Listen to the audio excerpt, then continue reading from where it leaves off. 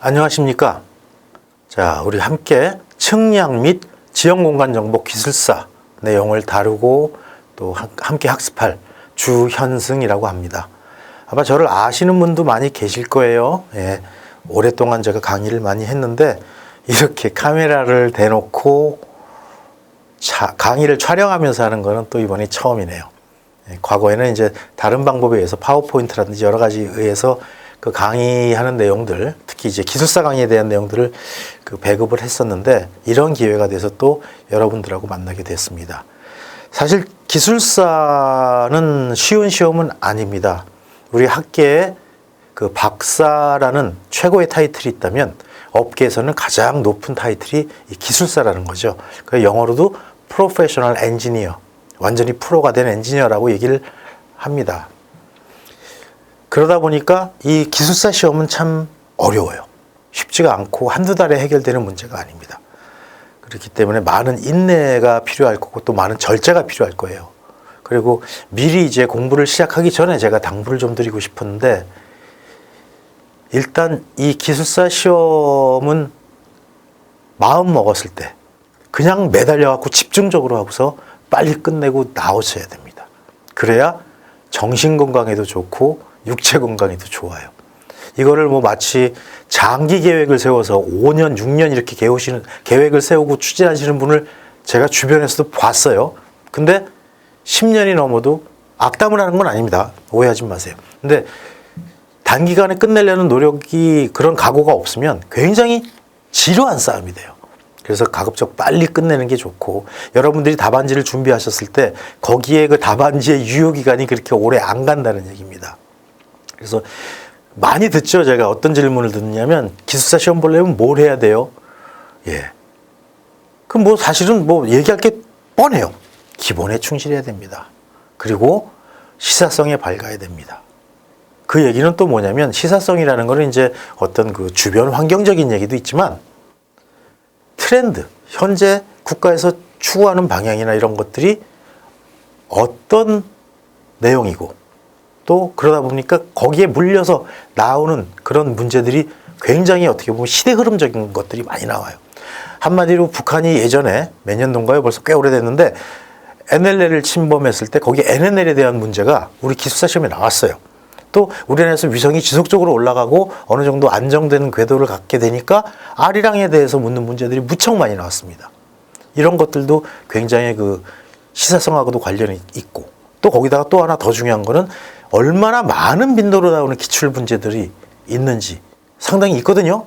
이건 누가 봐도 시험에 낸다라는 건 나와요.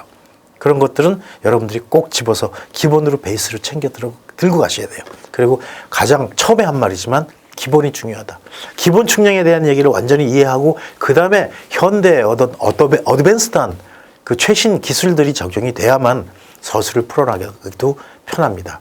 이제 그러한 내용들은 우리 지금 이 수업 요령에 대한 얘기를 하면서 하나씩 짚어가려고 합니다. 일단 가장 중요한 건 마음을 먹었을 때 무조건 이 자리에서 끝내고 1, 2년 안에 우리 좀 속된 말로 쇼부 보고 여기서 쫑을 봐야 된다는 얘기예요. 길게 장기적으로 끌고 가지 마시고, 그럴 때는 좀 안 됐지만 친구고 뭐고 다 끊어버려야 돼요. 예, 공부할 때는 과감히 해야 됩니다. 그래서 좀 막말로 부모님이 돌아가시는 것만큼 중요한 사안이 아닌 경우에는 불러도 나가지 말아야 자기가 원한 시간 내에 이룰 수가 있어요. 그만큼 기술사는 고된 시간의 연속이고 자기 관리가 필요한 거고 절제가 필요한 그러한 시험이라고 말씀을 드릴 수가 있겠네요. 자, 이 기술사를 이제 시험 준비를 여러 번 하셨던 분도 계시고, 또 처음에 이제 저하고 이렇게 시작이 돼가지고 공부하시는 분도 계실 거예요. 다 해당되는 부분들이니까 중요한 사안에 대한 내용들을 몇 가지는 꼭 짚어보고 가도록 하죠. 자, 일단 기술사 시험 어떻게 대비하는 게 좋은가, 예, 거기에 대한 얘기, 그 다음에 관련 과목에 대한 얘기입니다. 보통 일반적으로 예전에, 벌써 이것도 한참 오래전 얘기예요. 65회, 2001년 정도, 그때 이전까지만 해도 보통 기술사 준비하는데 6개월에서 8개월, 많아야 1년 정도 잡았습니다. 그 다음에 예상 문제가 항상 나왔던 게 또 나왔고, 아주 체계가 완전히 잡히기 전이었기 때문에 15개에서 20개만 드립다 외우면 웬만큼 점수가 나왔어요. 근데 이제 2002년 이후로는 얘기가 많이 달라집니다. 이번엔 기본적으로 준비해도 물론 빨리 한 번에 된 사람도 있지만 대부분 1년에서 2년 정도 준비해요. 그러니까 우수하게 준비한 사람들이 1년에서 1년 반 정도 보시면 되고 2년 안에는 쫑을 봐야 된다는 얘기입니다. 그리고 이게 어려워지는 이유가 이제 문제들이 아주 다양해져요. 옛날에 우리나라에 그 위성이 없을 때는 위성에 관한 문제가 안 나왔어요. 제가 시험 봤을 때만 해도 GPS만 나왔어요. 네, 그리고 더 웃긴 건 그 전에 항법 체계하고 비교하라는 문제가 나왔어요. 하지만 지금 아니죠. 미국에 GPS만 있어요. 네. 러시아의 글로나스 다시 망했다가 다시 일어나고 지금 활동하고 있단 말입니다. 그 다음에 유럽연합의 갈릴레오 역시 GPS의 독점에 반발해서 나온 세력이죠. 세력이라고 표현하기 뭐하고 하여간 그런 시스템이에요. 그 다음에 중국의 북두 시스템 이렇게 다양한 문제들이 나오기 때문에 이제 문제를 꼬집어서 GPS만 내질 않는다는 얘기죠. 뭉뚱그려서 다 비교하라는 얘기가 나올 수밖에 없는 거예요. 시대의 흐름도 역시 바뀌었고요. 그렇기 때문에 다양한 예상 문제를 뽑아가지고 드립다 외워야 돼요. 그러다 보니까 좀 많이 과부하가 걸리게 되죠. 수집 조사 필요합니다. 이 문제가 참 다변화됐어요. 그리고 더더군다나 첨단 기술들이 자꾸 들어갑니다. 제가 처음에 제 책 지오인포메틱스를 썼을 때 2010년에 발간했는데 그리고 나서 거의 3년 주기로 지금 개정 3판이 나와요. 그 이유는 새로운 내용들이 계속 추가되고 있기 때문이죠. 아마 건설 분야에서 우리처럼 새로운 부분이 자꾸 들어오는 데가 없을 거예요. 그건 바로 인공위성 때문에 그렇습니다. 그 다음에 또 여러분들 귀에 못이 박히도록 들었던 4차 산업. 한동안 또 2000년 초반 유비쿼터스가 그렇게 시험에 나왔었거든요. 근데 지금 안 나오잖아요. 그런 것들도 반영해야 돼요. 그래서 GIS라든지 국가 GIS 사업 같은 것도 굉장히 시험에 많이 나왔던 얘기들이거든요. 또 위성 측량, 그 다음에 여러 가지 첨단 기술들이 추가가 되고 있어요. 그 다음에 새로운 경향의 측량들이 자꾸 들어가고 있기 때문에 문제가 엄청나게 복잡해졌다는 얘기죠. 자, 우리 이 측량 및 지형공간 정보 기술사는 굉장히 어려운 이유 중에 하나가 이런 최신 문제들이 자꾸 기어들어가는 것도 있지만 일단 굉장히 브로드한 학문이에요. 무슨 말이에요? 굉장히 해야 될 게 많은 학문이에요. 그리고 요구하는 게 굉장히 많습니다. 그렇기 때문에 아마 다른 기술사보다 좀 더 많은 신경을 써야 되고 좀 더 많은 시간이 걸리고 노력이 필요하다고 봅니다. 자, 일단 가장 기본적인 과목으로 총론. 이건 뭐 전체적인 내용을 다 다뤄야 돼요. 그렇기 때문에 이 앞으로 이제 여러분들 제 강의를 들으면 아시겠지만 총론 시간에 저는 무지하게 열성적으로 강의합니다. 그 이유가 뭐냐면 또 가장 자신 있게 강의하고 왜? 거기서 모든 측량 얘기를 한번 다 끝내버려요. 그리고 어느 정도 베이스를 갖고 그 다음에 디테일한 거로 들어가가지고 위에서 내려다본 것처럼 그렇게 공부를 해야만 굉장히 머릿속에서 이게 서로 엮여 들어가는 것들이 굉장히 효과적이거든요. 총론 굉장히 중요한 부분이고 그 다음에 측지학 부분이 있어요. 자세한 내용들은 뒤에 가서 다시 설명할 겁니다. 그래서 지구 물리학에 대한 얘기들, 중력이라든지 뭐 지작이라든지 굉장히 중요한 게 많죠. 그 다음에 오차론. 우리가 관측값을 얻었을 때 써도 되느냐? 쓰면 안 되느냐? 평균을 어떻게 구하느냐? 그럼 최하값은 어떻게 찾아내느냐? 그 다음 오차 전파가 뭐냐? 오차라는 게 뭐냐? 여기에 대한 것들. 우리는 관측값을 가지고 항상 씨름을 해야 되거든요. 왜? 보다 정확한 관측값을 찾아야 되기 때문에. 굉장히 중요한 학문이죠. 그 다음에 기본 측량. 흔히 얘기하는 이제 뭐 삼각 삼변 측량이라든지 그 다음에 다각 측량 또는 수준 측량 같은 것들이죠. 아주 기본이 되는 측량들. 그 다음에 응용 측량. 자, 측량은 뭐를 위해서 하는 거예요? 뭐를 만들려고 측량을 해요? 그 정의부터 정확히 가져가야 돼요. 측량의 목적은 지도 제작입니다. 굉장히 중요한 얘기예요. 그 지도를 제작하기 위해서 여러 가지 학문들을 다루는 거고. 그러면서 응용 측량에 가서는 이제 지도에 대한 특성들을 따지게 되죠. 그 다음에 지도의 구성 요소. 그 다음에 지도를 만드는 기법. 이런 것들도 같이 이제 포함이 됩니다. 그 다음에 지도를 만들어 거기서 정보를 뽑아내는 것들. 이게 굉장히 중요한 얘기예요. 그 다음에 사진 측량, 원격 탐측. 이건 뭐 시험 문제 무지무지하게 쏟아져 나오는 분야예요. 굉장히 중요한 부분. 왜? 과거의 측량과 얘는 달라지는 게 뭐냐? 3차원 동시 측량이 가능하기 때문이죠. 또 원격 탐측 문제가 나올 수밖에 없어요. 왜? 우리나라 세계 6대 인공위성 보유국이에요. 그 좋은 위성을 갖고 있기 때문에 그걸 활용하라는 걸 자꾸 기술사들한테 어떻게 하는 게 좋겠는가를 물어보는 경우도 있거든요. 그 다음에 레이저 측량, 이제 신학문들이 나오는 거죠. 그 다음에 위성항법 시스템, 글로벌 내비게이션 새들라이트 시스템, 흔히 우리가 GPS라고 얘기했던 거. 이제 GPS만 갖고는 안 되죠. 미국의 GPS, 러시아의 글로나스, 유럽연합의 갈릴레오, 그 다음에 중국의 배도, 이런 것들. 그 다음에 GIS, 이거 시험에 나올 수밖에 없는 파트예요. 거의 또 이쪽이 시험 문제 받칩니다. 그리고 그 다음에 기타, 법규라든지 시사성이라든지 현대 흐름이라든지 사회의 어떤 요구라든지 이런 것들도 참고해 두셔야 돼요. 자, 그러면 이제 제 경험과 제가 수험을 실제로 저도 기술사 시험을 봤으니까요. 그 경험과 또 그 현장에서 기술사를 강의를 하면서 수험생들을 지도했던 그 경험을 토대로 제가 어떻게 수험 준비하는 게 좀 더 효과적인지 거기에 대해서 나름대로 정리를 해서 지금부터 알려드리려고 합니다. 자, 일단 가장 중요한 건 정보죠. 뭐가 나올지를 알아야 돼요. 가장 중요한 거. 그래서 정보 수집이 제일 중요합니다. 그래서 관련된 문제가 어떤 경향으로 나왔고, 이 보면은 매번 나오는 문제들이 있거든요.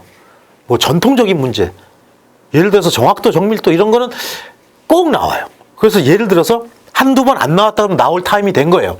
그런 것들 꼭 챙겨 놓으셔야 되고, 그 다음에 새로운 경향들. 아까도 설명드렸지만 우리나라는 세계 6대 인공위성 보유국이에요. 그럼 그러한 위성들을 활용하는 기법에 대한 게 당연히 나올 수밖에 없죠. 이제 4차 산업 들어왔어요. 4차 산업 추구한다고 하죠. 그러면서 이제 굉장히 많은 사업들이 벌어집니다. 그럼 거기에 대해서 당연히 문제가 나올 수밖에 없다는 얘기예요. 그 다음에 시사성.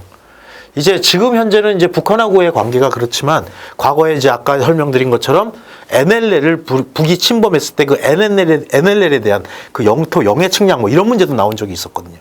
이제 그런 것들도 또 그 비무장지대 거기에 이제 측량하는 방법. 이제 우리가 이거를 흔히 그 비접근 지역 이렇게 표현을 합니다. 갈 수가 없는데 들어가서 거기서 평판 놓고 측량하다 지뢰 밟으면 그냥 가는 거예요. 그래서 그런 시사성도 꼭 따져봐야 돼요. 자, 이렇게 정보가 수집이 됐으면 목표를 설정해야죠. 그럼 목표를 설정은 뭐 우리 목표 다 똑같잖아. 기술사 합격이에요. 그럼 기술사에 합격하기 위해서 우리는 굉장히 많은 시간을 사실 참아야 돼요.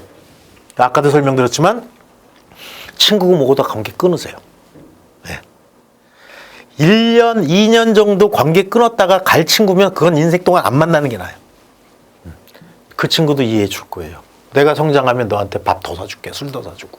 기술사니까 술 사야지, 그쵸? 네. 그렇기 때문에 많이 참아야 됩니다.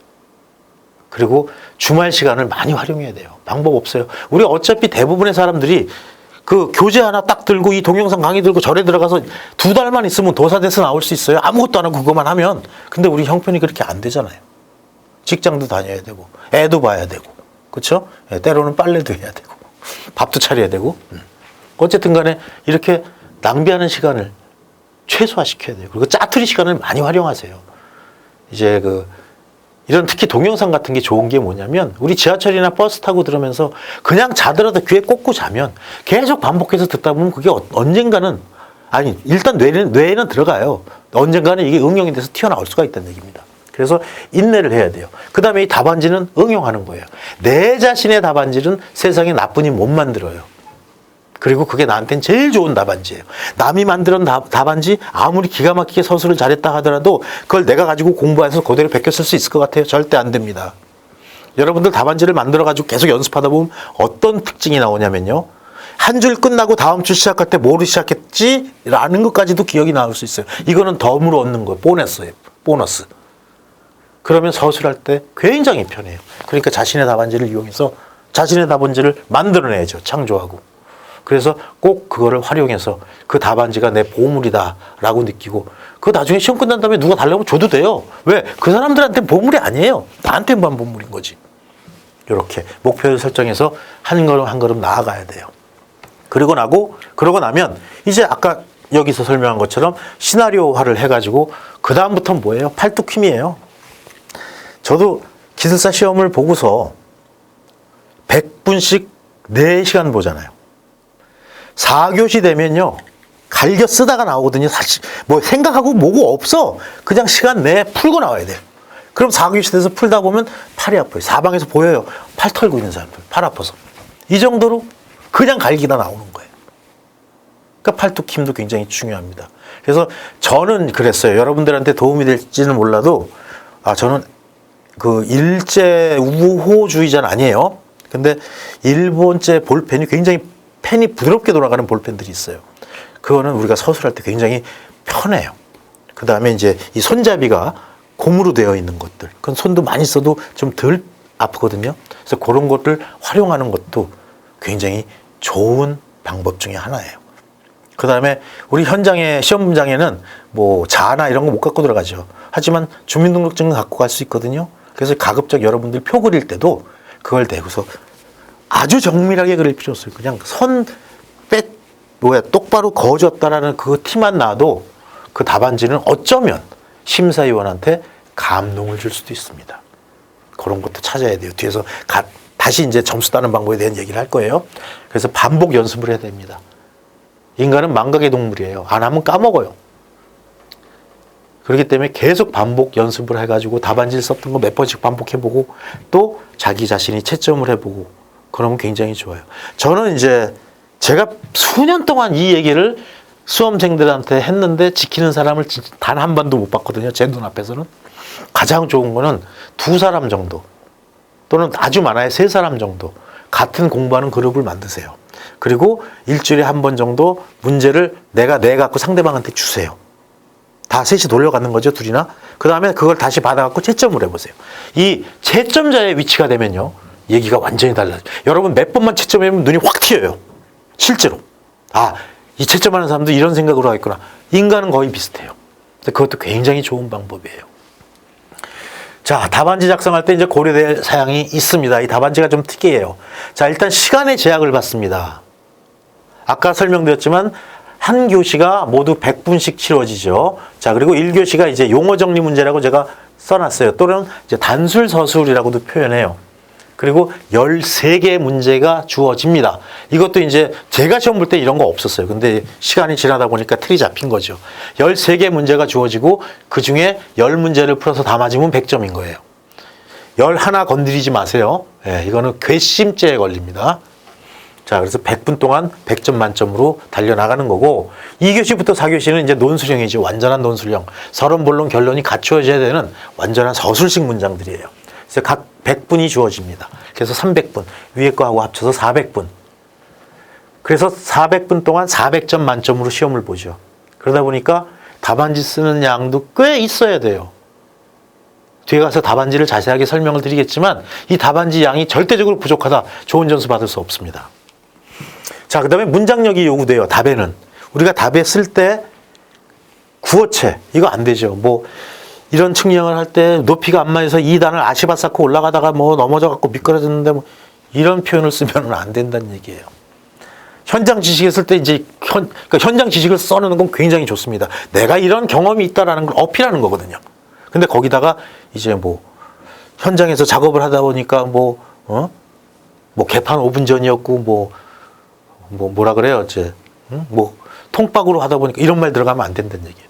아주 정확하게 문어체들, 즉 학술적인 문장, 논리적인 문장. 그래서 우리가 흔히 얘기하는 논문체 또는 보고서체, 요것들이 또박또박 들어가야 돼요. 그 다음에 주저리 길게 쓰는 거 좋을 거 하나도 없어요.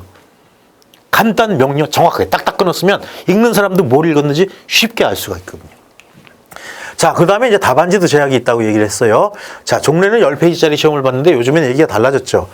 과거에 또 12페이지짜리도 시험을 줬어요. 이제 현재는 14페이지가 들어갑니다. 제가 참 많이 받는 질문 중에 하나는 그거예요. 저기 선생님, 그럼 답안지는 14페이지가 나오는데 몇 페이지를 메꿔야 돼요? 저는 단호하게 얘기해요. 10페이지 이상. 예, 기본 분량이에요. 3분의 1은 메꿔야 된다는 얘기예요. 최소한. 3분의 2 이상이죠, 그럼. 예. 그러니까 14페이지는 메꿔야 되는데 그걸 어떻게 메꿔? 어떻게 메끼는? 그림 들어가야 돼요. 도표 들어가야 돼요. 수식 같은 거 쫙 몇 줄만 써봐요. 그냥 한 10줄씩 나가버려요. 그렇지 않으면 그거를 빽빽한 서술로 도저히 10페이지 이상을 써 넣을 방법이 없습니다. 근데 그림 그리는 것도요, 센터에 됐다만 크게 쓰고 나와봐요. 그거 괘씸죄 걸려요. 예를 들어서 이렇게 답안지가 주어졌는데 1번 뭐, 2번 뭐 이렇게 요만큼만 쓰고 나왔어. 이쪽은 다 비워놨어. 완전히. 그러니까 장수는 넘어가겠죠. 그럼 이거 결코 좋은 인상 못 받습니다. 아니면 조금만 그려도 될 거를 한 페이지 가득하게 위도 뒷담화 이렇게 그려놔. 이렇게. 이건 누가 봐도 언밸런스예요. 그러면 역시 여러분 그런 꿍수가 다 노출이 된다는 얘기죠. 조심해야 돼요. 자, 그래서 14페이지가 이제 필요한데 최소한 70%, 80% 저는 3분의 2라고 아까 설명을 드렸어요. 가급적 10페이지가 넘어가는 게 안전하다라는 얘기입니다. 물론 8페이지, 9페이지 갖고도 합격하는 케이스가 있긴 있어요. 아주 정확히 알짜배기 말만 딱딱 나열했을 땐 그것도 가능하죠. 근데 그거는 참 쉽지 않거든요. 그래서 일단 우리 분량은 10페이지 정도로 늘려놓아야 한다는 거 그거 꼭 기본적으로 갖고 가셔야 돼요. 자, 그래서 이 정도가 넘어야 합격할 가능성이, 합격했다가 아닙니다. 합격할 가능성이 커졌다라는 얘기예요. 자, 이게 이제 답안지죠. 답안지를 받으면 이제 표지가 있는데 표지는 여기다 설명을 안 했어요. 그 다음에 이제 앞뒤로 이렇게 해서 연습지가 있습니다. 연습지가 뭐 필요해요? 우리 여러분들 공부할 때 앞대가리 따가지고 공부하는 경우 있죠. 제가 예전에, 이거를 제가 왜 기억하고 있는지 모르는데 중학교 3학년 때 외웠던 게 아직도 기억나요. 그로비네, 고르바코, 고낭자사, 초신, 후야이표. 이게 뭐예요? 그리스, 로마, 비잔틴, 로코코.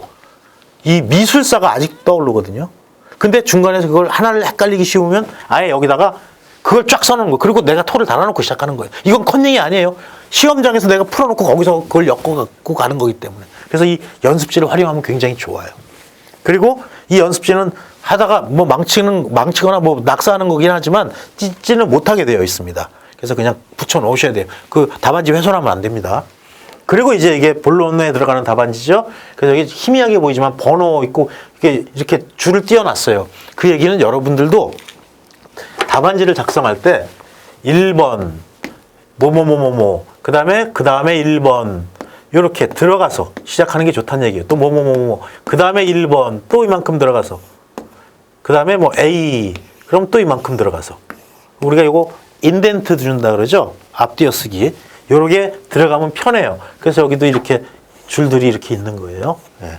여러분 요거는 그 답안지는 여러분 꼭 구입하셔서 여기다가 직접 연습하고 여기다 직접 모범 답안을 만드는 연습을 하는 게 가장 좋습니다.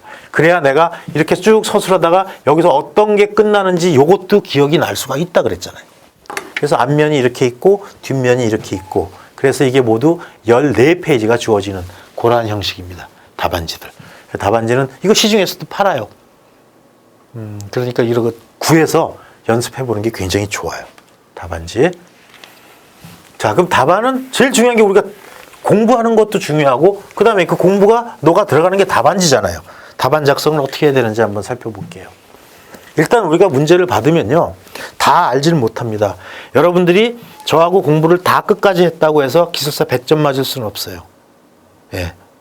또 어떤 하나의 책을 뭐 제 책도 좋고 다른 책을 독파했다 완벽하게 줄줄줄 웬다 하더라도 100점은 나올 수가 없습니다.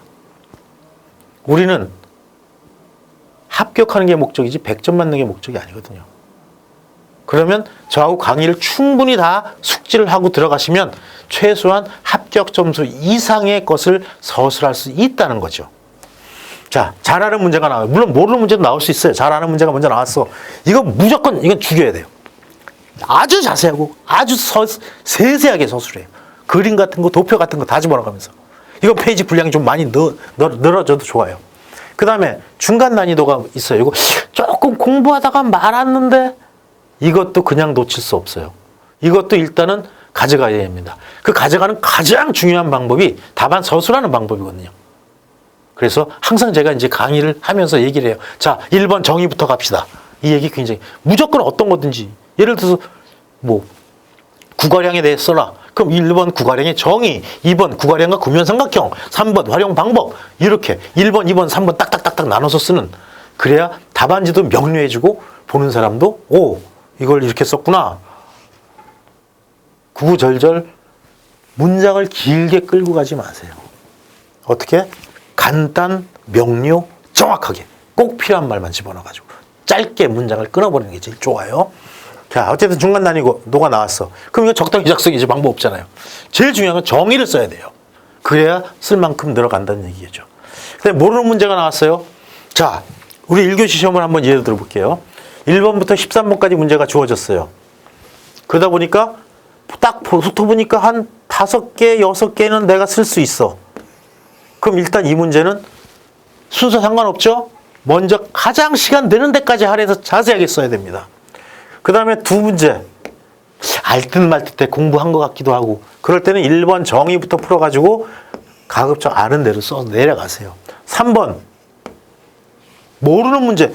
아니 이렇게 해서 8개를 골랐어. 자, 10문제를 우리가 서술해야 하잖아요. 그 중에 8개를 고르고 2개를 그냥 비워도 그럼 점수 줘요? 절대 안 줘요. 그럼 이 2문제 여기서 끄집어내야 돼요. 그럼 어떻게 해?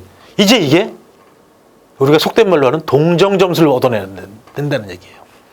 제일 중요한 정의 쓰고 몇 줄이라도 써야 돼요. 다만 1, 2점이라도 끄집어내게.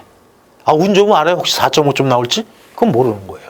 그래서 모르는 문제도 건드려야 된다는 얘기예요. 정의하고 의미를 파악해갖고 한두 줄이라도 이 한두 줄 우리 쓸 수 있잖아요.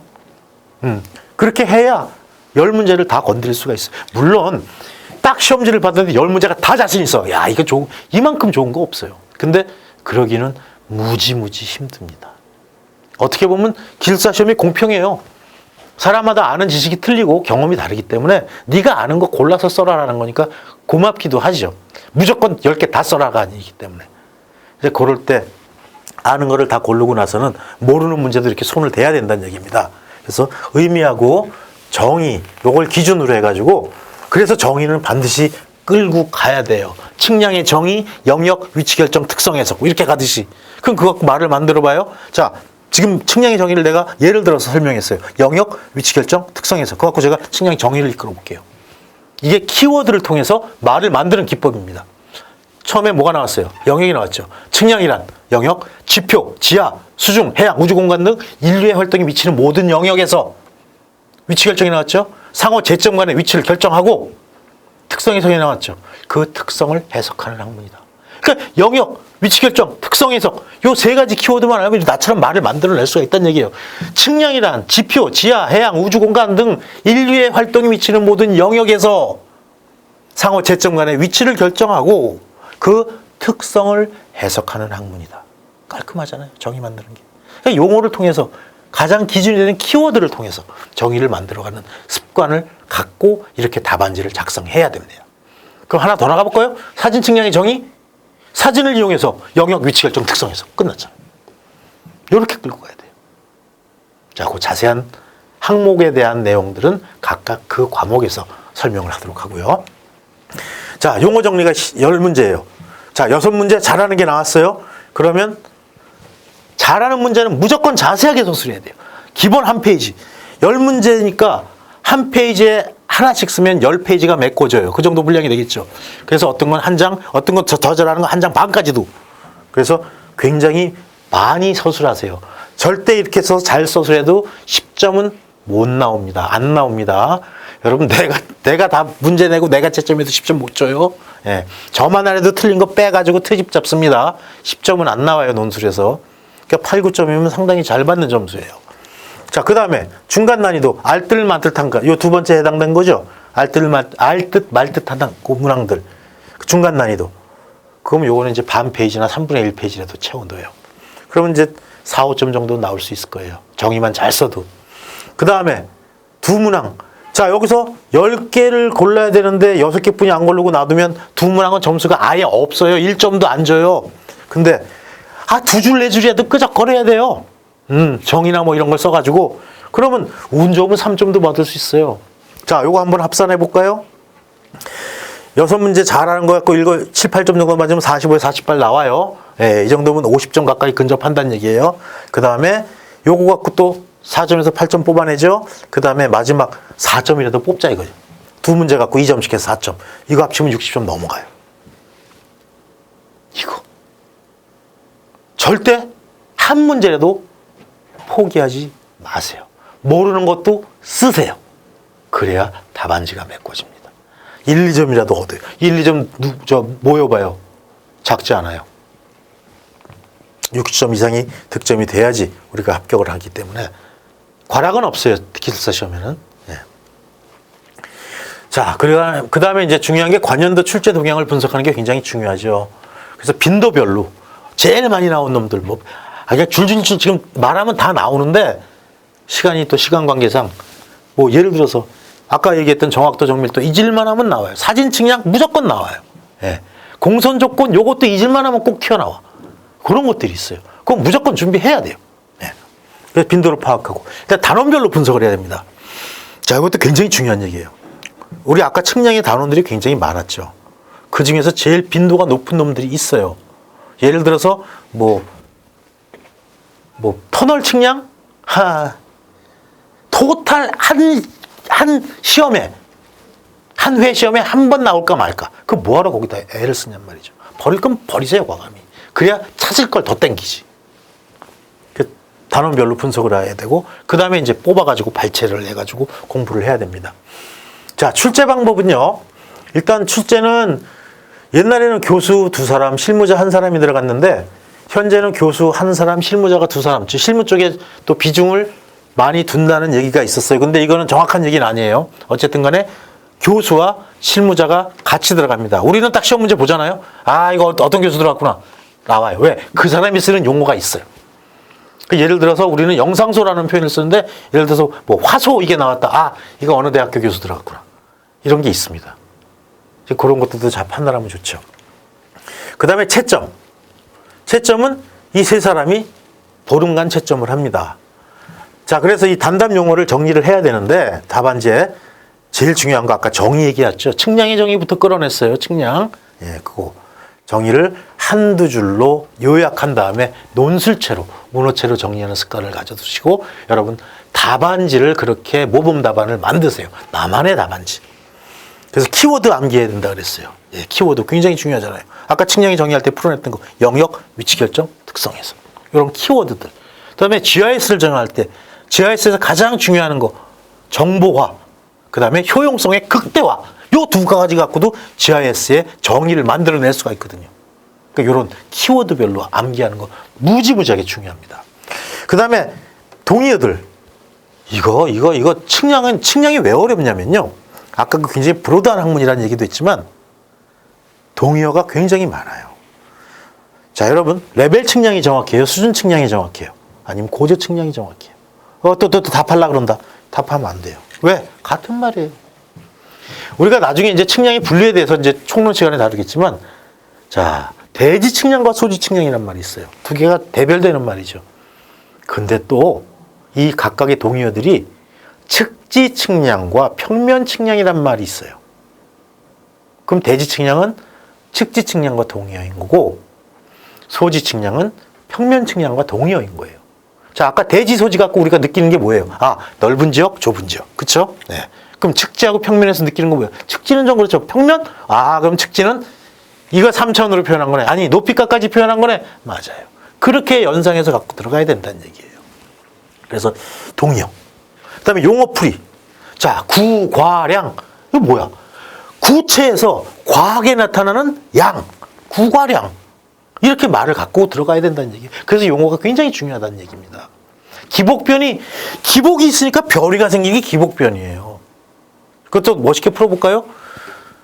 사진의 중심 투영의 특성으로 인해서 지상에 기복이 있는 경우 사진상에 변이가 발생한다. 이게 기복변이거든요. 결국 기복변이 이거 갖고 다 말 끄집어냈잖아요.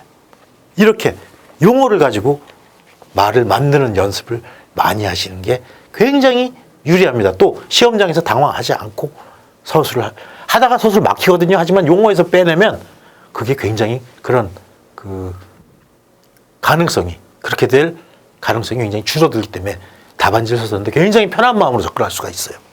그 다음에 공식. 이거 무지하게 좋죠.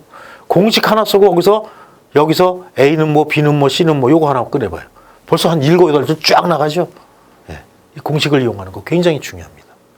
여러분 잘 아는 것처럼, 자, 하나 또 예를 들어볼까요? 그림하고 같이 물려 들어가요. 요거. 네. 자, 어떤 거를 써보려고 그러냐면, 이것도 참 많이 나왔어요. 오차론 자체는 시험에 많이 안 나오는데, 거기 전통적으로 많이 나오는 항목들이 있거든요. 아까 설명드렸던 정확도, 정밀도, 그 다음에 그 성질에 따른 오차, 그래서 뭐, 과실, 정오차, 부정오차. 그 다음에 부정오차를 주로 많이 물어봤죠. 예. 왜냐하면 정오차는 별로 할 게 없으니까. 그럼 이제 어디로 넘어가? 부정오차는 해석이 안 돼요. 그러니까 통계로 넘어가야 돼요. 그럼 거기 이제 정규분포 얘기가 나온단 말입니다. 자, 정규분포 한번 갈게요. 연속적인 확률 변수 x가 존재할 때 이거로 말 만들잖아요, 지금. 연속적인 확률 변수 x가 존재할 때 그 평균값 뮤와 평균, 그 다음에 뭐 표진 편차 시그마가 그리는 곡선. 이게 정기분포 곡선이야. 여기가 fx고. 그 다음에 이제 공식을 찾아내야 돼요. 그래서 fx는 어떻게? 루트 2파이 시그마분의 1의 익스포넨셜 마이너스 2분의 1의 시그마분의 x 마이너스 뮤라는 제곱. 아주 심플한 식으로 연결된단 말이에요. 이렇게 쓰고 여기서 뭐 이제 노테이션 붙여가지고 가거나 아니면 나중에 이게 또 뭐로 변형이 돼요? 예. 여기 루트 파이분의 h의 익스포넨셜 뭐예요? 마이너스 h의 제곱 v의 제곱. 왜? 잔차항 뽑아내고. 잔차는 뭔데? 잔차는 또 어디서 뽑아내? 이것도 그림에서 그려요. 자, 이거 여기 평균값, 참값, 그 다음에 관측값, 그 다음에 여기 평균값 뮤 또는 x 바라고 표현했을 때, 자, 요거 뭐예요? 참값과 관측값의 차이, 요거 참오차, 그쵸? 그 다음에 참값과 평균값의 차이, 요거 편의.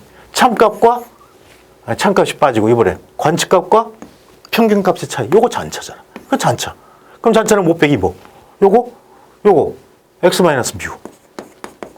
요걸 집어넣어갖고 이제 요 식으로 바꿔내는 거. 이렇게 공식을 가지고 그림을 가지고 풀어나가면 이거 보세요. 여기까지만 봐도 답안지 벌써 몇 장이야? 한 3분의 1페이지 먹고 들어가요. 굉장히 중요하다는 얘기예요. 그 다음에 측량의 순서. 이거 굉장히 좋죠. 왜? 일단 순서 나오면 뭐로 해결해? 어떤 그림으로? 그래요. 플로우 차트로 해결합니다. 측량의 순서 같은 거. 뭐 계획부터 시작해서 뭐 계획. 그 다음에 기계 세우기. 뭐. 그 다음에 뭐 답사. 뭐. 이런 식으로 쭉. 이거 몇 줄이에요, 벌써. 이거 하나가 각각 2줄 이상씩 넘어가잖아. 이거 답안지에 이렇게 표현될 때요. 요렇게 쓰면 답안지가 이거 좀 과하게 그렸다. 답안지가 이렇게 있다. 근데 이렇게 썼다. 이거는 괘씸죄감입니다. 어떻게? 항상 우리가 쓰더라도 이렇게 해서 답안지가 이렇게 들어가갖고 여기다가 몇 글자. 없는 것도 있으니까 상관없어요. 여기다가 그래서 몇 글자 토 달고 없는 거 놔두고 또 몇 글자 토 달고 이러면 이거는 그래도 좀 볼만 하거든요. 그러니까 이렇게 답안지 매수를 늘리는 게 가장 좋아요. 그래서 그림, 그다음에 측량의 순서, 그다음에 공식, 용어 갖고 풀어나가는 거. 이게 답안지 서술하는데 굉장히 효과적인 방법입니다. 꼭 기억하세요. 자, 우리 측량의 과목들 이제 여기서 한번 짚어볼게요. 물론 총론 시간에 하나씩 다 엄격히 다시 짚어볼 거고 그 다음에 각각의 아이템으로 들어갈 때는 더 정확히 다룰 거예요. 일단 기본적으로 아까 측량이 굉장히 브로드한 학문이라 그랬어요. 굉장히 광범위한 학문이죠. 자, 일단 총론이 있습니다. 그래서 여기서 주로 다루는 게 측량의 정의, 그 다음에 측량의 역사. 역사 부분은 실제로 그 자체만 시험에는 안 나옵니다. 하지만 어떤 사건, 이벤트가 있을 때 갖다 끼워넣기가 참 좋은 게 역사예요. 네, 그래서 역사도 여러분 잘 챙겨두세요. 그 다음에 측량의 분류. 많죠, 분류도. 어떤 게 있어요? 일단 아까 얘기했던 대상의 크기에 따른 측량의 분류. 대지 측량, 소지 측량. 다른 말로 직지 측량, 평면 측량. 또 법규에 따른 측량의 분류. 그래서 기본 측량, 공공 측량, 일반 측량. 이런 것들. 그 다음에 정확도에 따른 측량의 분류. 뭐 골조 측량과 세부 측량. 그렇죠? 그 다음에 뭐 축척에 따른 측량, 그 다음에 뭐 대상에 따른 측량, 그 다음에 장비에 따른 측량, 굉장히 많은 분류를 만들어낼 수가 있거든요. 그런 것들 다 총론에서 다뤄져야 되는 내용들이에요. 다음에 측지학. 이 측지학은 우리가 지오데스라는 학문인데 한마디로 얘기하면 지구 물리학이에요. 이게 또 왜 중요하느냐? 이 측지학 이 자체만 갖고는 안 나오지만 여기서 나오는 각종 좌표계, 투영법 이것들이 연관이 됩니다. 또 그게 왜 중요한데 우리 WGS84 같은 거는 뭐 굉장히 많이 ITRF 이런 것들 또 GRS80 같은 거 이 좌표계에 대한 문제들은 참 많이 나와요. 그래서 반드시 알고 있어야 되는데 아까 뭐라 그랬어요? 측량의 목적은 뭐다? 뭘 만드는 게 측량이야? 지도 제작하는 게 측량이에요. 그러다 보니까 지도를 제작하는 방법이 바로 여기서 물려 들어가 있거든요. 또 지구는 둥글어요. 이걸 우리가 지도에 평평한 종이에다 표현해야 돼. 그럼 여러 가지 기법을 활용해야 된다는 얘기죠. 투영법 이런 것들 측지학에서. 또 지구의 둘레는 얼마? 지구의 중심에서부터 얼마 떨어져 있고, 지구는 스스로 도는데 얼마? 지구는 태양의 둘레를 도는데 얼마? 이런 것들. 다 측량하고 연관성이 있는 거거든요. 달과 지구의 인력, 뭐 이런 것들. 측지학은 그래서 중요합니다. 근데 측지학 자체만 갖고는 나오는 난이도가, 그러니까 빈도수가 그렇게 많지는 않아요. 그 다음에 오차론. 얘도 사실은 요거 하나만 갖고 나오진 않아요. 얘도 나올 게 뻔해요. 아까도 설명했지만, 뭐, 일단 제일 많이 나왔던 건 정확도, 정밀도. 그 다음에 그 성질에 따른 오차. 그 다음에 정규분포 곡선. 그 다음에 오차 타원. 그 다음에 또 뭐 있어요? 오차의 전파. 요 항목들. 그 다음에 최악값 산정 방법. 요거는 나올 수 있는 가능성이 다분히 있는 놈들이에요. 그 외의 거는 별로 없어요. 그 다음에 관측값 해수는, 예, 오차론 얘기했죠. 그 다음에 기본 측량. 요것도 사실은 그렇게 많이 시험에 나오지 않습니다. 이 놈 중에서 가장 많이 나오는 게 이제 여기 이제 우리가 일반적으로 배우는 거 삼각3변 측량, 다각 측량, 뭐 수준 측량 이런 게 들어가는데 삼각3변이나 다각은 그렇게 나올 때가 별로 없어요. 기껏해야 뭐 삼각망의 현실화 방법 뭐 아니면 뭐 이런 것들. 하지만 수준 측량은 중력과의 문제 때문에 그래도 눈여겨봐야 될 부분이 있어요. 기본 측량. 그다음에 응용 측량. 이건 말 그대로 이제 측량을 응용하는 부분이죠. 그래서 지도에 대한 얘기가 여기서 많이 이건 지도는 꽤 물어봐요. 예, 그래서 지형도 제작 방법이라든지 지도에 들어가는 요소라든지, 그럼 이 지형층에서 가장 많이 나왔던 놈들은 뭐니 해도 등고선과 지성선 이런 것들 정해져 있어요. 그 외에는 별로 또 우리가 뭐 여기서 면적 계산할 거야, 뭐 최적 계산할 거야 없거든요. 예. 그래서 그런 응용 측량 부분. 그 다음에 이제 각 파트별로 하나씩 튀어나올 수 있습니다. 뭐가? 터널 측량, 비행장 측량, 하천 측량, 그 다음에 또 뭐 댐 측량, 뭐 항만 측량 이렇게 나올 수 있는데 저는 이런 말씀을 드리고 싶어요. 그것까지 다 찾아서 공부할래? 아니, 버려. 기껏해 한 문제. 6문제 중에서 4문제 고를 때 안 고르면 되는 거예요. 예. 그 응용 측량에 신경 쓸 거 사실 그렇게 없어요. 사진 측량, 이건 시험 문제 받칩니다. 더더군다나 얘가 요즘에 요동을 치는 이유가 뭐예요? 드론 사진 측량 때문에 그래요. 이건 뭐 무지하게 중요한 파트예요. 그래서 여기는 각 하나하나가 다 아이템이 될 수 있어요. 더더군다나 잊혀질만 하면 나오는 게 공선 조건 물어보고 공면 조건 물어보고, 그 다음에 이제 또 바로 연결되는 게 원격 탐측이거든요. 과거에는 항공 사진을 갖고 사진을 했고, 그 다음에 이게 드론으로 가서 연결이 됐는데 지형도를 만들었는데, 이제는 아주 우수한 인공위성들이 활동을 한단 말이죠. 이걸 갖고 지도를 만들어내요. 그러니까 원격 탐측도 굉장히 중요해요. 그 플러스 얘들은 정성적인 측량이 가능하다는 얘기예요. 식생을 판별한다든지, 예, 산불 지역의 뭐 피해 조사라든지 이런 거 할 때 우리 인공위성 데이터가 또 필요한 경우가 있거든요. 그래서 이쪽 놈들은 굉장히 시험에 굉장히 빈번히 나오는 애들이에요. 그다음에 레이저 측량, 요것도 꽤 나오죠. 예. 우리가 흔히 라이다라고 알고 있는 거. 그래서 항공 라이더, 지상 라이더 구분을 해야 되고, 위성 레이저 측량은 그렇게 많이 안 나왔어요. 지상도 그렇게 안 많아요. 주로 이제 항공 레이저. 근데 그거를 응용하는 파트에서 물려 들어가는 게 많기 때문에 어차피 문제 처음에 시작되는 거는 측량의 정의부터 끌고 들어가야 된다는 얘기예요. 그 총론이 그래서 중요합니다. 그 다음에 위성항법 시스템, GNSS. 미국의 GPS, 러시아의 글로나스, 유럽연합의 갈릴레오, 그 다음에 북두 시스템. 또 하나 더 굳이 낀가 넣자면 인도의 나빅, 이런 시스템들. 또 한동안 에스바스가 그렇게 나왔어요. 위성을 이용해서 보정신호 만드는 거. 요거 이제 한물 같죠. 잘 안 나와요. 왜? 이건 측량 쪽이 아니거든. 항공기 관제나 이쪽이에요. 사실 그게 왜 그동안 에스바스가 나왔는지는 이해가 안 가요. 우리 쪽에는 못 써요. 정확도가 7m, 뭐 오차가 6, 7m씩 되는데 그걸 어떻게 써? 우리는 지금 RTK로 1, 2cm 잡아내야 되는데. 어쨌든 얘도 시험 문제 받쳐요. 그 다음에 질정보 시스템. 이건 뭐 말할 수가 없어요. 이게 국가정책하고도 밀접하게 물리고, GIS가 뭐예요? 한마디로 만병통치약이잖아요. 시험에 나올 수밖에 없죠. 그 다음에 기타, 법규, 시사성, 뭐 국가정책. 요것도 굉장히 많이 따져둬야 돼요. 요건 하나 힌트를 드릴게요. 특히 연초에, 꼭 연초가 아니더라도 우리 시험 준비할 때 국토지리정보에서 나오는 발주 사업들 한번 쫙 훑어보세요. 굉장히 도움이 됩니다. 네, 그 다음에 뉴스나 이런 것들 잘 챙겨 두시고. 자, 총론 같은 경우 얘 자체는 시험 문제 그렇게 안 나와요. 하지만 엮여 들어갈 게 무지하게 많아요. 그래서 별 3개 달았습니다. 중요한 파트예요. 측지학 요거 자체로는 안 들어가요. 하지만 좌표계를 물어본다든지 이렇게 엮이면, 또 간혹 중력 문제가 잘 튀어나오거든요. 왜? 높이의 기준 때문에. 그럼 바로 이제 이쪽에 기본 측량에 수준 측량하고 묶이는 경우예요. 5차론, 얘도 뭐 이렇게 그다지 많이 나오는 친구는 아닌데 그래도 기본적으로 우리가 정리해야 될 거 앞에서 설명드린 내용들은 잡아 놓으셔야 돼요. 일단 기본 측량, 아이고 얘는 별 하나짜리네요. 안 나온다는 소리는 안 했어요. 그 중에서 만약에 본다면 수준 측량 쪽을 좀 더 깊게 봐야 된다는 거. 그 다음에 응용 측량, 얘도 뭐 지형도 나올 정도. 그 다음에 아까 그런 말씀드렸죠. 노선 측량은 그래도 가끔 나올 수 있는데 어쨌든 그래도 그 빈도가 많지는 않거든요. 노선 측량, 하천 측량, 터널 측량, 교량 측량, 비행장 측량, 댐 측량, 항만 측량 버리자. 예. 분량만 많고 할 것도 없다. 시험도 잘 안 나온다. 그래서 별 하나. 사진 측량. 오, 처음으로 별 4개 대장이 나타났습니다. 굉장히 중요해요. 사진 측량. 무조건 시험 문제 나와요. 원격 탐수, 얘도 어쩔 수 없어. 계속 나와요. 더더군다나 우리나라는 위성 좋은 거 많아요, 지금.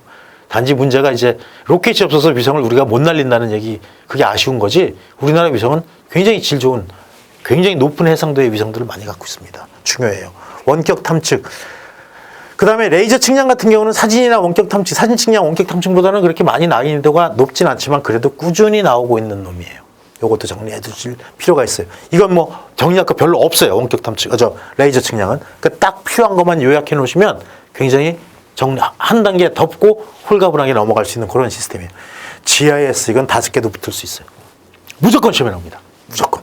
근데 문제는 얘하고 엮어 나오고 얘하고 엮어 나오고 얘하고 엮어 나오고 이런 식으로 퓨전이 돼서 나온다는 게 이제 문제죠. 그렇기 때문에 두루두루 다 같이 가지고. 그래서 처음에 설명드린 게 뭐예요? 기본이 중요하다라는 얘기입니다. GIS 마찬가지, GNS였군요. 예, 마찬가지예요. 둘 다 굉장히 중요합니다. 그리고 얘는 이제 특히 이 GNS 같은 경우는 하나의 위성만 갖고 팔 필요가 없어요. 그 다음에 옛날처럼 뭐 그 GPS만 내고 물어보는 SA가 언제 풀려 이런 거 이제 안 나와요. 나오면 어떡해? 맞춰야지 뭐 그래도. 그렇죠?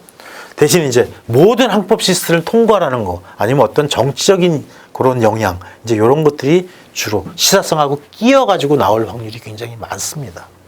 그 다음에 이제 기타 법규 뭐 그렇게 많은 비중을 가져가는 건 아니에요. 어쨌든 요 정도. 그 중에서 여러분 뚝방길에서 1대 17로 붙어보신 적 있어요? 자, 1대 17로 붙었다. 거기 계속 있다간 두드려 맞아 죽어요. 그렇죠? 예, 어떻게 해야 돼요? 딱 스캔을 해. 제일 약해 보이는 놈 잡았어. 그 놈만 두드려 패면 거기 공간 비죠? 그때 튀어야 돼요. 무슨 얘기 하려고 그래서 우스갯소리 하려고 그런 게 아니라 일단 여러분들이 접근하고 가장 신경을 많이 써야 되는 게 별 4짜리들. 요것들 먼저 건드리셔야 돼요. 대신 이제 아쉬운 건 뭐냐면 요것들을 집중적으로 건드리기 위해서는 총론이 먼저 선행이 돼야 된다는 얘기겠죠. 그래서 그런 것들을 잘 엮어서 아주 훌륭한 답안지를 만들어 놓으시면 여러분들은 합격할 수 있는 가능성이 무척 커진다는 얘기입니다. 자, 그럼 용어 정리하는 부분을 한번 얘기해 볼게요. 근데 저는 단순 서술이라고 표현했어요. 자, 일단 정의를 먼저 내려. 무조건 정의부터 들어간다. 그냥 공식처럼 외우세요. 자, 1번 정의. 그래서 한두 줄의 문어체로 서술을 한다. 자, 요거 우리가 위도를 얘기할 때 위도 요것도 그림으로 연상하는 게 제일 좋죠. 자, 이렇게 있을 때 적도 그 다음에 뭐 회전타원체가 있다. 그럼 임의의 점에서 위도는 뭐예요? 여기 이렇게 접선을 내려가지고 이렇게 선을 그은 다음에 그걸 법선이라고 표현해요. 그 다음에 요거 만나는 점, 요걸 위도라고 표현한 거예요. 그러니까 임의의 타원체상에서 임의의 법선이 적도와 이루는 거 이거 외기가 굉장히 어려워요. 하지만 이거 그려놓으면 타원체상의 한 점에서 거기에 접선을 긋고 거기서 법선을 내리면 그게 적도하고 만나는 요각을 우리가 위도라고 하는구나. 그림을 그려서 연상하면 굉장히 편하죠. 그러니까 공부하는 습관이에요, 이것도. 그러니까 여러분들 뭐 특정 학교는 아니지만 좋은 학교 다니는 애들이 가르쳐 보면 빠른 이유가 이렇게 해서 자기 나름대로 모디파이를 하는 거예요. 암기하기 편한 방식으로 바꿔요. 그러니까 걔들은 굉장히 속도가 빨라요. 다른 학생들이 외우는 것보다 짧은 시간에 효과적으로 외울 수가 있다는 거예요. 그림 같은 거 빡 머리에 찍어놓으면 굉장히 좋죠. 근데 저도 이제 옛날에 그런 얘기를 많이 했는데, 그런 연상을 많이 했는데, 옛날에 이제 이거 우리 기숙사 시험하고는 직접적인 관련 없어요. 자, 거기다가 이제 옛날에 사화, 우리 조선시대 때 있었던 사화, 그래서 그 사화 순서를 할 때 제일 먼저 무를 그려놓고 그 다음에 거기다가 갑옷을 그려놓고 그 다음에 말, 그 다음에 깃발을 달아놓고 여기다 깃발이 을자가 써있네요. 이거 하나 딱 떠올리면 연대순으로 바로 외웁니다. 왜? 제일 밖에 뭐야? 무오사화, 갑자사화, 기묘사화, 을사사화 이런 식으로 그렇게 암기를 하니까 지금도 나란 말씀이 둥겨더라 문자로 서로 삼았대 아니할세 어린 백성인들이 말이 좀 이상했네요. 다시 나란 말씀이 둥겨더라 문자로 서로 삼았대 아니할세 이런 전차로 어린 백성들이고 저걸 빼셔도 마침내 제 뜻을 실현하지 못할 놈이 아니라 내 일을 위하여 얼빈여가 새로 28자를 맹가노니 사람마다 헤어스 비딩에 날도 변한 깨고자 할 따름이라. 고등학교 1학년 때 외운 건데 아직도 머릿속에 있는 거예요. 내가 이 녹화 강의하려고 어저께 밤새 갖고 외워왔겠어요? 예. 이런 연상법들. 그러니까 가장 머리 이미지를 팍팍 찍어놓는 게 기억하는데 가장 확실합니다. 이런 것들 꼭 참고해서 여러분 답안지 만들면서 같이 암기하세요. 위도. 이렇게 말을 끊어가면 좋아요. 그 다음에 우리 각에서 각의 종류 중에 교각, 평각, 방위각, 방향각, 그 다음에 좌우선 수차, 진북 방향각 이런 게 있죠. 자, 편각 같은 경우는 정의 내리기가 되게 힘들어요. 편각. 예. 전측선의 연장선과 그 측선이 이루는 각을 편각이라 그래요.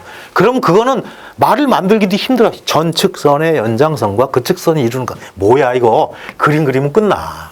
교각은 요거 사이에 만나서 이루어지는 게 교각이죠. 편각은 뭐라 그랬어요? 자, 측선이 있으면 그 전측선이야. 전측선의 뭐 연장선과 그 측선이 만드는 각. 아하, 이게 그럼 이 그림 그려놓으면 편각 풀어낸단 말이에요. 전측선의 연장선과 그 측선이 이루는 각. 아까 뭐 있었어요? 확률변수, 연속적인 확률변수 x가 존재할 때 그 평균값 뮤. 이러면서 내가 정기분포 곡선 끌어냈잖아요. 이런 식으로. 그림을 그리면서 연상하는 게 굉장히 좋다는 얘기입니다. 그 측지. 요거 이제 위도의 종류죠. 측지위도, 천문위도, 지심위도, 화성위도. 측천지화. 저는 그렇게 했었어요. 측천지화. 마치 뭐 무협지 제목 같아요. 측천지화. 자, 공선조건이다. 공선조건이다. 요것도 용어에서 갖고 들어가야 돼요. 공선. 공통된 선이 있구나. 뭐가. 자, 사진을 이렇게 찍었어요.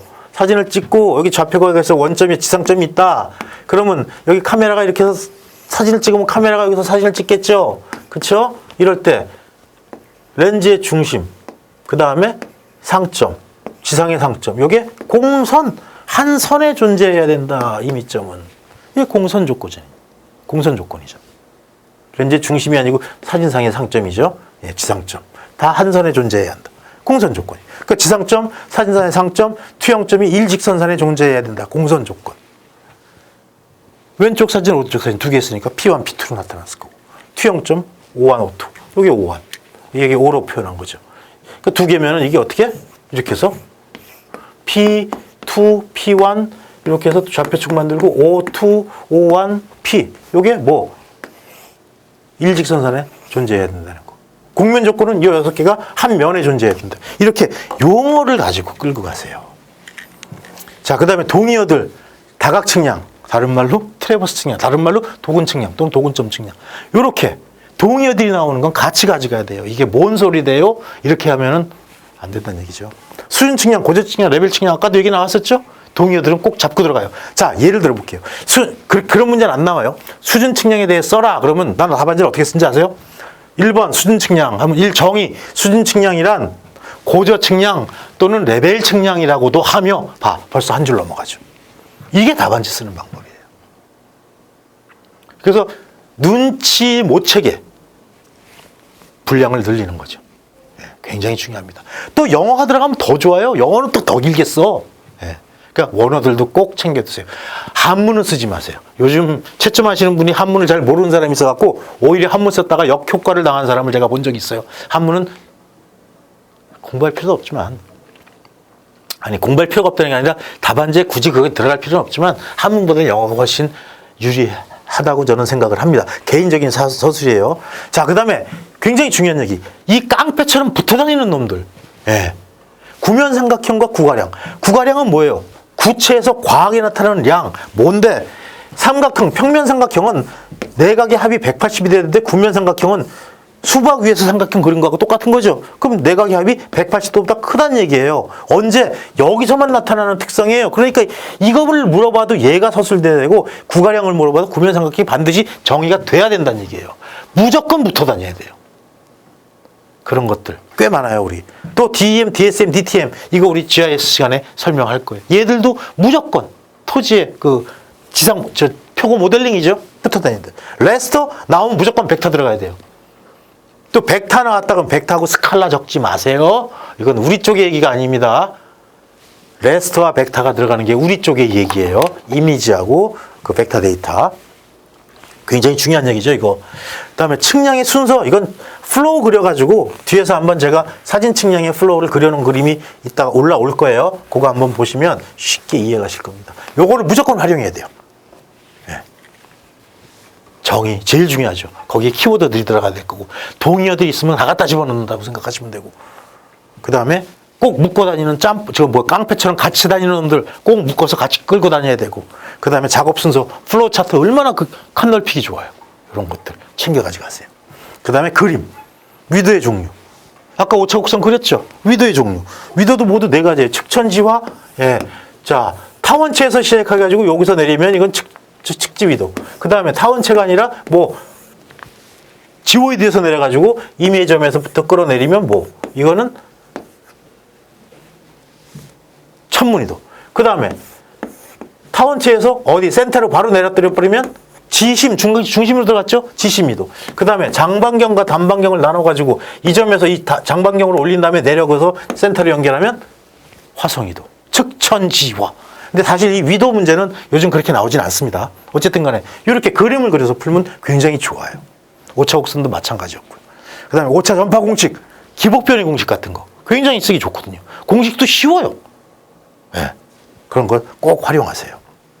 자, 이렇게 정리를 하면 우리가 50% 정도 답안지 만들고 이제 합격할 준비가 되기 시작하는 거예요. 네, 50%. 50%만 갖고는 점수 안 나오죠? 기본적으로 우리 60점 넘어가야 돼요. 이제 그 다음에 첨가해야 될 것들에 대한 얘기들이 나옵니다. 자, 그래서 그림, 아까도 설명했죠. 표, 식, 플로우 차트 같은 거 활용해서 분량을 넓혀라 라고 얘기를 했습니다. 자, 측지위도 또 나오네요. 자, 요거예요. 임의의 타원체상의 임의의 한 점에서 그 점에 접선이죠. 접한선. 그 접선의 법선. 여기 90도로 꺾어지는 선. 요렇게. 그거와 뭐가 만나는 거? 적도와 만나는 거. 이게 측지위도라는 얘기예요. 이렇게 풀어가면 그림 그려가지고 완전히 논술을 다 풀어낼 수가 있다는 얘기예요. 그 다음에 라디안, 스테라디안, 이거 우리 SI 유니트의 2개 보조 요소예요. 예, 주요소 7개하고 2개 보조 요소 중에서 2개 보조 요소인데, 자, 라디안은 뭐예요? 자, 이렇게 호를 그렸을 때 이 반지름의 길이와 같은 거, 요 호의 길이와 같을 때 요걸 우리가 라디안으로 표현했다는 얘기죠. 그래서 이렇게 표현한 거. 그림 그리면 굉장히 쉬워요. 스테라디안은 뭐예요? 반대로 요렇게 해서 아까 라디안은 2차원 평면에서의 원을 그린 거예요. 지금 얘는 3차원 평면에서의 구를 그린 거예요. 그럴 때 여기 반지름이 R일 때 이 밑에 대가리 딱 떠가지고 요거를 평면 면적이 R 제곱이 될 때 요걸 우리가 스테라디안이라고 표현한다. 그림 그려갖고 풀어나가는 방법이잖아요. 자, 기복변이. 이것도 아주 전통적으로 시험에 많이 나오는 문제입니다. 기복변이 말 풀어볼까요? 기복이 있으니까 변이가 생긴다. 예, 땅에 이렇게 기복이 있어요. 높게 낮게. 이게 기복이라고 그러죠? 예, 우리 인간도 기복을 따라서 왔다 갔다 하는데 기복이 있으면 사진상에 변이가 생긴다는 얘기예요. 좀 더 정확히 풀어보면 사진의 중심 투영의 특성으로 인하여 지상에 이렇게 기복이 있는 경우 이거는 올록 튀어나온 볼록 기복이고 이거는 오목 기복이라고 볼 수가 있네요. 그럴 때 변이가 발생한다. 자, 요거 공식 끌어낼 거예요. 자, 요거 이만큼 비고가 있는 경우죠. 이만큼 높아요. 자, 그럴 때 우리가 렌즈의 중심에서부터 화면까지 거리를 초점거리라고 얘기하고요. 그 다음에 사진을 찍은 높이를 뭐라 그래요? 비행고도라고 얘기합니다. 그 다음에 자, 요게 이제 사진상의 사진에서 이게 사진 찍은 거예요. 이렇게 즉 어떻게 사진을 위에서 찍으면 이제 이렇게 사진을 찍었겠죠. 예. 그 중에서 요 반쪽만 지금 표현한 겁니다. 그래서 이건 사진의 중심에서부터 마지막 끝점까지의 거리가 우리 R이라고 지금 표현된 거고요. 자, 그럼 기복 변이가 뭐예요? 지상에서 얘 때문에 센터에 이게 모든 게 똑바로 이렇게 투영했으면 이건 정사 투영이라고 하는데 변이가 없어요. 근데 여기서 투영을 하다 보니까 밀고 가서 이 점이 여기 떨어져야 되는 점이 밀려나간 거죠. 변이가 생겼다는 얘기예요. 근데 사진에는 어떻게 표현돼? 이 지상에 델타 라지 R, 델타 캐피탈 R이라는 이 변이가 나타난 게 사진상엔 이렇게 스몰 델타 R로 표현된다는 얘기예요. 그러면 이것도 되게 쉬운 게 자, 요 삼각형. 닮은 꼴이죠? 두 개 삼각형 닮은 꼴이에요. 요 삼각형과 요 삼각형. 그럼 이것 대 이거네. 그럼 뭐예요? 볼까요?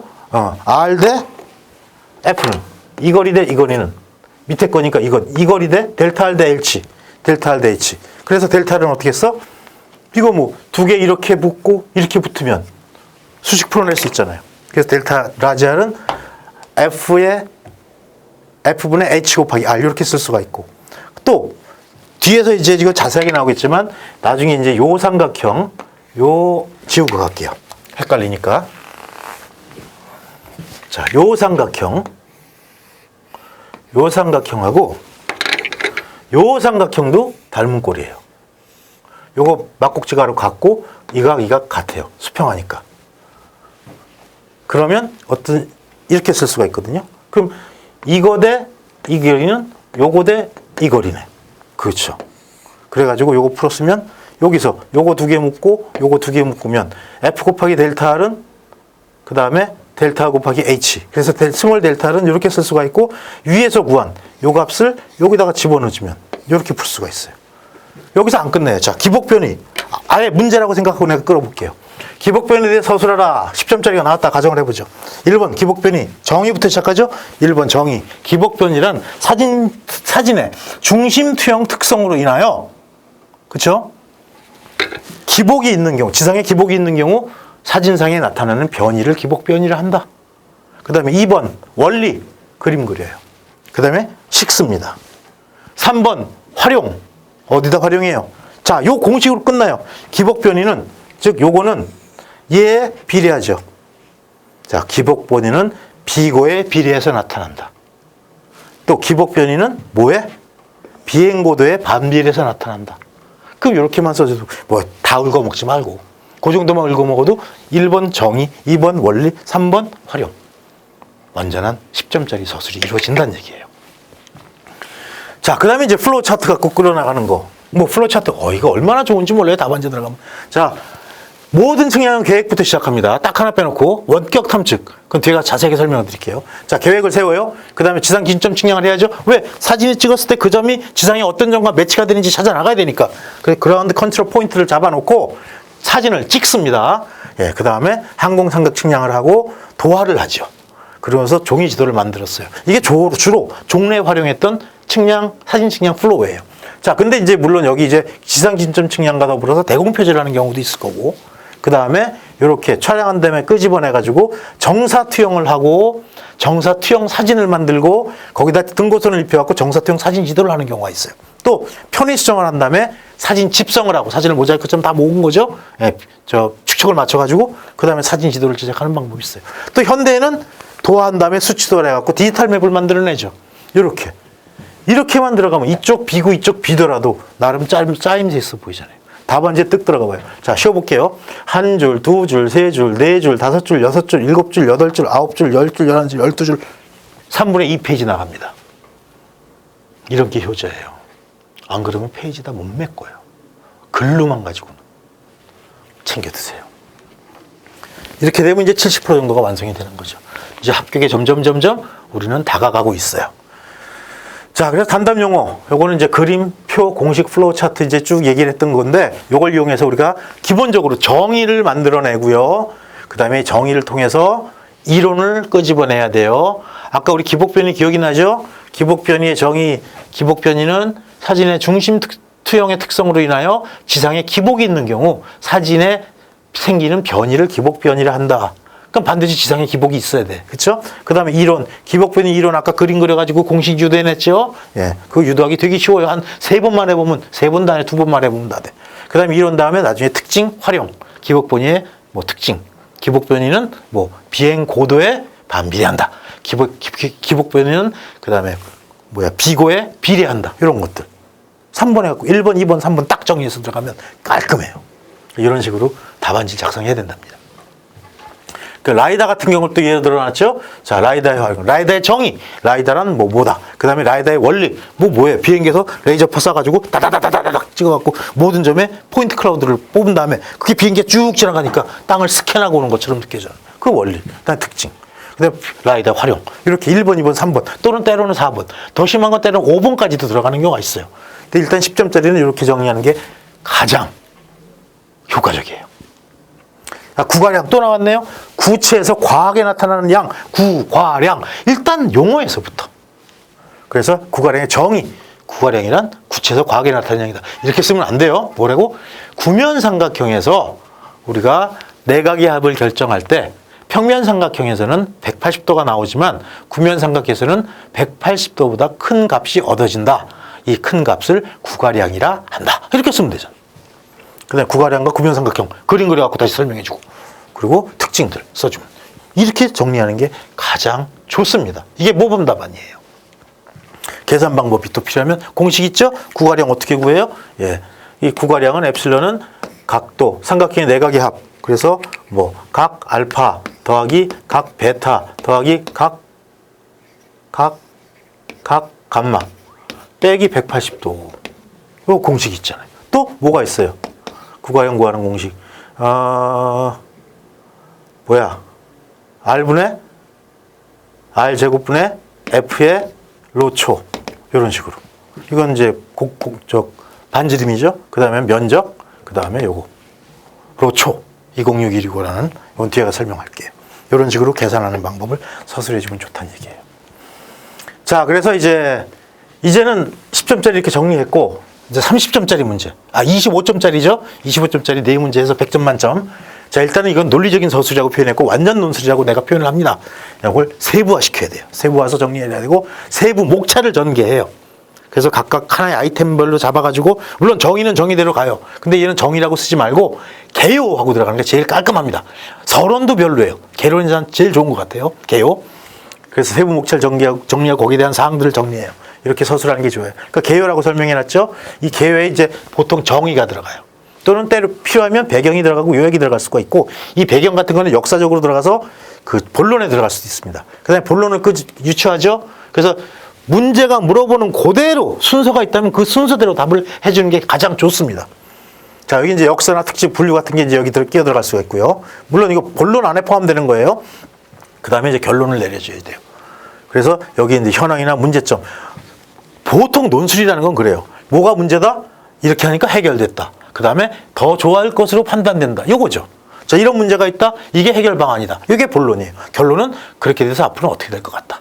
예, 이렇게 나눠주는 게 가장 좋습니다. 특히 어떤 채점자들은 이 결론을 채점하는 사람도 있고 안 하는 사람이 있어요. 그럼 채점할 때는 가산점을 준다는 얘기거든요. 그 결론 어차피 우리가 4줄, 5줄 정도만 쓰고 말아요.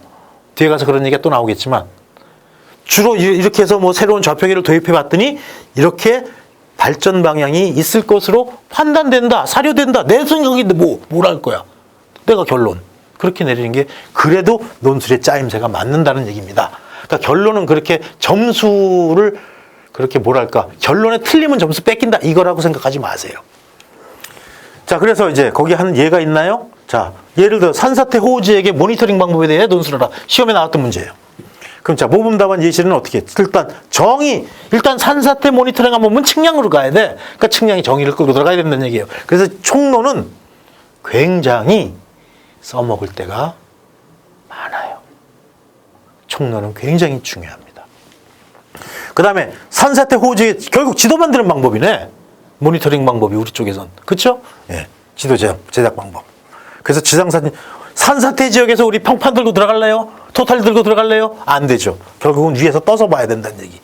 지상 측량할 수 있는가요? 안 될 거예요. 그러니까 안 된다. 그럼 항공사진이나 레이저 측량으로 가야 된다. 아니면 여기는 빠졌지만 원격 탐측을 이용해서 인공위성을 통해서 관측을 하는 방법이 될 수 있겠죠. 자, 그래서 만약에 지상사진이 들어간다면 여기서 이걸 갖고 지형도 만드는 방법이 따라 들어가면 되고, 토탈 스테이션 같은 거 뭐 완전히 들어가서 하지 않는다면 뭐 어느 정도 계략적으로 얻어낼 수 있다라는 생각이 저는 이렇게 답안을 작성한 거예요. 그 다음에 GPS 같은 거, GNSS라고 써야죠, 이제. 이런 거 들어가고. 그 다음에 위성 측량. 예. 그 다음에 레이저. 각각의 이제 방법, 이게 이제 서론이 되는 거고, 이게 전부 다 본론이 되는 거예요. 또 그 다음에 이제 본론에서 문제점을 끄집어낸 거. 이런 문제가 있다. 그래서 해결 방안은 어떻다. 이런 거. 그래서 7번에 결론까지 맺어주면 이렇게 논술 25점짜리는 이렇게 배열하는 게 가장 좋습니다. 그러니까 큰 덩어리 3개예요. 서론, 본론, 결론인데 서론이라는 표현보다 뭐 개요라고 시작하라고 하는 게 좋다고 제가 제 의견을 말씀드렸습니다. 자, 우리 저하고 이제 공부해 나가시면서 많은 시간을 함께 하실 건데 제 목소리가 그래도 좀 괜찮죠? 예. 아니면 할 수 없고요. 일단 주 교재는 이겁니다. 제가 쓴 책이고요. 예. 2017년에 개정 3판이 나온 거고요. 그래서 개정 3판을 이름 붙이면서 제가 개혁판이라고 이름을 붙였어요. 상당히 분량도 많고 그 다음에 딴 거보다도 굉장히 칼라 영상들이 많이 들어가 있어요. 100% 칼라로 제작된 책이고 아마 여러분들도 이 수업을 들으시면서 책 구매하신 분들도 계실 거예요. 그래서 이 책 가지고 우리가 주 교재로 사용할 거고 여러분들도 답안지를 작성하시다가 모범 답안지 만들 때 물론 이거 갖고 시험장에 가면 안 되죠. 그렇죠? 예.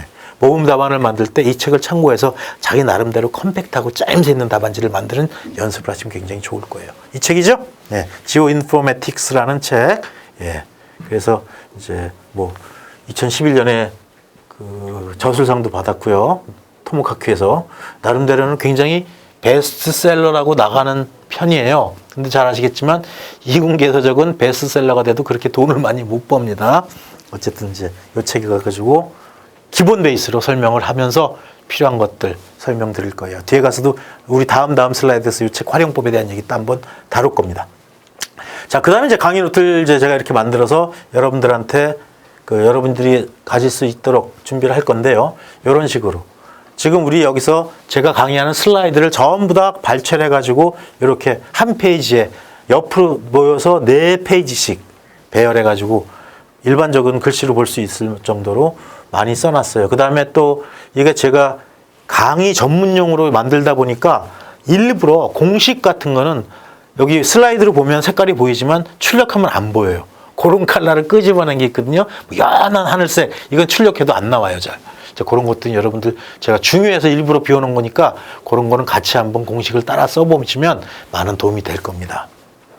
자, 그 다음에 이제 우리 슬라이드가 이제 이렇게 구성이 될 거예요. 그래서 슬라이드가 구성이 되면 이거 가지고 제가 주로 이제 녹화를 하면서 여러분들한테 설명을 나눠드릴 텐데 제일 먼저 여기 가장 큰 타이틀, 그러니까 그 장들이 들어가죠. 1장 총론, 그다음에 2장 뭐 지구 관측 요소, 뭐 3장, 그다음에 뭐 관측값 해석론 이런 식으로 들어갈 때 거기 밑에 있는 절들 1.1 뭐 측량의 소개, 그다음에 1.2 측량의 역사, 1.3 뭐 측량의 분류 이런 식으로 갈 때 그 1.3에 해당하는 두 번째 절에 대한 내용이 왼쪽에 타이틀을 붙고요. 오른쪽에는 그 아래 소제목이 붙을 겁니다. 그 타이틀 아래 따라가는 거.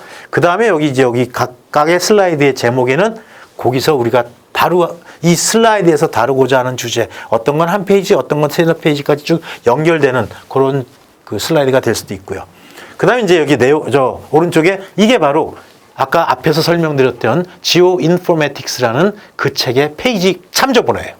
그러니까 이거를 학습하시면서 이 페이지를 참조하면 그 책에 이 내용이 있기 때문에 여러분들 같이 체크해가지고 공부하실 수 있도록 편하게 일부러 제가 만들어 놓은 그 페이지 번호입니다. 나중에 가서 그 페이지 번호가 뭐 돼요? 하고 물어보지 마세요. 그 다음에 이제 내용이 들어가죠. 이렇게. 그래서 각각의 내용들 그걸 설명하면서 필요한 거 있으면 또 여러분들한테 제가 여기 백목을 가지고 또 그림을 그려가면서 글씨를 써가면서 설명도 하고 또 여기서 이제 하나하나씩 슬라이드를 넘겨가면서 이렇게 설명을 할 거예요. 자, 이렇게 해서 우리가 수험 준비 요령 사실은 짧게 얘기를 하려고 그랬는데 그 당부하고 싶거나 요거는 좀 이렇게 가면 참 빠를 텐데 라는 생각이 막 여기서 넘치다 보니까 생각보다 이 녹화가 좀 길게 됐어요. 근데 어차피 뭐 이 녹화야 여러분들 항상 학습하듯이 들을 거 아니니까 한번 처음에 들으면서 중요한 키워드들을 체크해 놓으시고 그럼 굳이 이건 다시 돌려보지 않아도 되잖아요. 그러니까 그렇게 해서 정리를 하시면서 어쨌든 저는 자부해요. 제가 측량 강의는 누구보다 잘한다고 자부합니다. 오래됐어요. 사실 강의 처음에 시작한 92년부터 시작했고 우리 지도 교수님 대신에 수업 들어가서 하면서 시작됐고 본격적으로 강의 시작한 거는 2000년부터 했습니다. 그러니까 벌써 20년 다 돼가요. 그러니까 나름대로 굉장히 많이 강의록도 고쳐보고 책도 쓰고 또 이런 그 강의 노트도 만들고 했거든요. 공식적으로 이 강의 노트가 버전 5번째 버전이에요. 그만큼 저도 계속 업데이트를 한다는 얘기겠죠. 그러면서 누구보다 강의를 잘한다고 자부하거든요. 그럼 여러분들은 그런 잘하는 강의를 들어서 더 다 합격하시는 그러한 자세를 가지고 공부하셔야 돼요. 지금부터 저하고 강의 들으면서 여러분들 가져가시는 것들은 합격하기 위한 특명입니다. 특명은 반복할 수 없는 거예요. 번복할 수 없는 거예요. 무조건 가야 돼요. 이제 합격하러 가야 됩니다. 그러려면 그 영광의 그날을 위해서 많이 참으세요. 그것뿐이 없어요. 팔 아파도 많이 참고, 쓰기 귀찮아도 많이 참고, 누구랑 만나서 술 먹으러 가자 그래도 많이 참고, 얼마 동안, 일생 동안 아니잖아요. 1년 반에서 2년만. 네. 그래서 나중에 여러분들이 잘 돼가지고 저한테 메일로라도 저 이렇게 해서 얼마만큼 공부해서 합격했습니다라는 소식이 들으면 저는 이렇게 강의하는 데서 가장 큰 보람을 느낄 겁니다. 네. 하여간 저도 최선을 다해서 여러분들을 지도할 테니까 여러분도 저를 믿고 따라오시면 반드시 좋은 성과가 나타날 거로 기대합니다. 자, 그럼 이렇게 정리하고 이제 본론으로 들어가면서 우리 학습 내용으로 들어가면서 여러분과 시간을 함께 하도록 하겠습니다.